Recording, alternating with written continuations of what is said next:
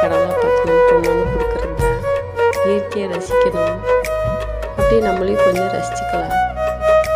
அப்புறம் என்ன, தனிமையில் இருந்தானா ஒவ்வொன்றும் அப்படியே ரசிக்க தோணும்ல, அந்த டைமில் இதெல்லாம் கடவுளாக பார்த்து நமக்கு கொடுக்கும். இந்த மாதிரி நீங்களும் இந்த மாதிரி ஏதாவது தனிமையில் இருந்தீங்கன்னா ஏதாவது ஒரு சின்னதாக குருவியோ பூச்சியோ நல்லா இருக்கும், அதெல்லாம் பார்க்கவே அழகாக இருக்கும். இந்த மாதிரி ஃபோட்டோ பிடிச்சி வச்சுக்கோங்க.